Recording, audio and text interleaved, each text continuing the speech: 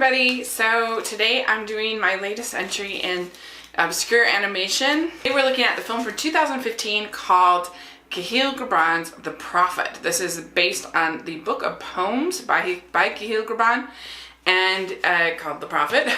It's directed by Roger Allers, and he is one of the co-directors of The Lion King, and so he obviously has a rich experience when it comes to animation. This movie has its flaws and it's really worth checking out, and I thought it really would be a good one to watch on Thanksgiving or Thanksgiving week because it has sort of, I think, themes of Thanksgiving. It has themes of feasting and food and gratitude and life and family and celebrations and other things like that. So basically this movie has this framing device. This is all done in 2D animation. You're going to make a story based on a bunch of poems, unless it's like an epic poem like the Iliad or something like that. Well, so what they tried to do is they set up this framing device of this little girl who, after her father died, she has not spoken for years. And she gets into lots of trouble. She causes all this headache for her mother, and her mother's voiced by Salma Hayek, and the townspeople are very frustrated with her. Well, there is this man named Mustafa who is this prophet, and he's been under house arrest, and I can't remember why. But basically, like, the government just shut him down for his beliefs and things. And so he really becomes basically like a messianic kind of character, a Christ kind of character.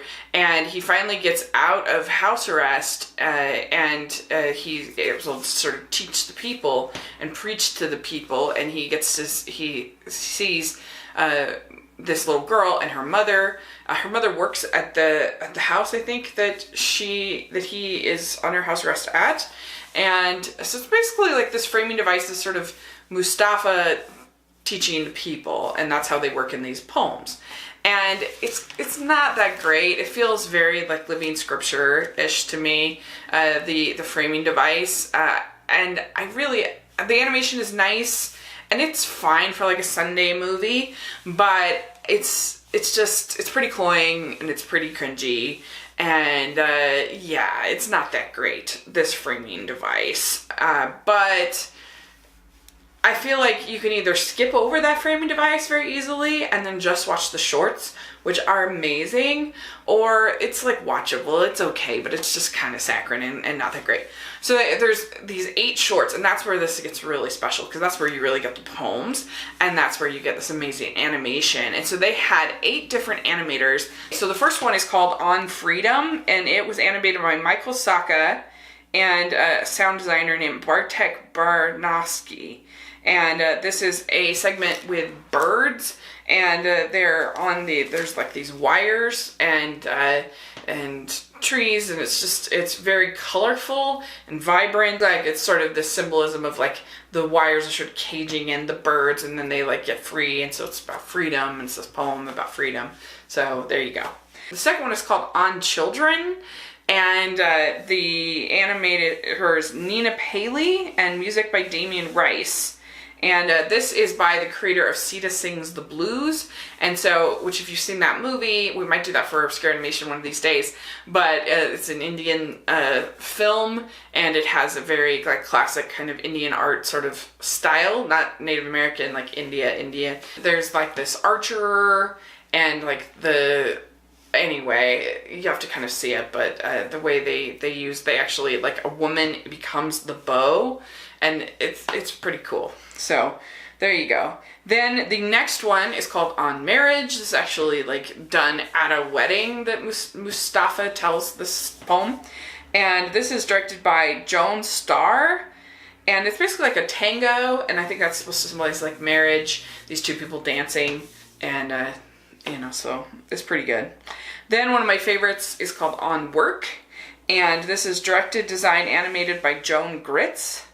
And this really had like a Van Gogh feel to me, of this harvester collecting all the hay and harvesting, and so it was really cool.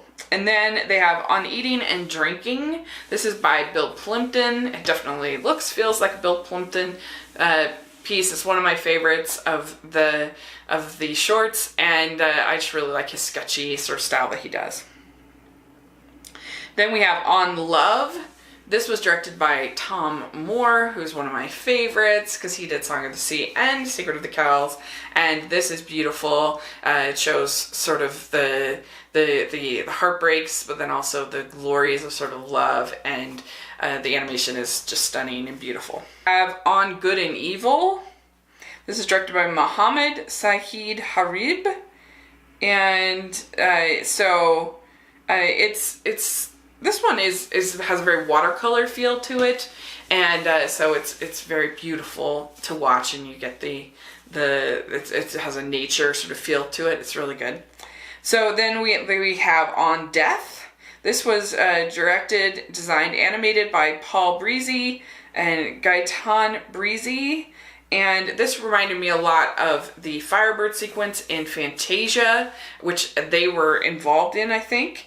And so it was sort of, you could tell that it had their feel. That's Fantasia 2000, sorry, the Firebird sequence, and a spiritual feel to it.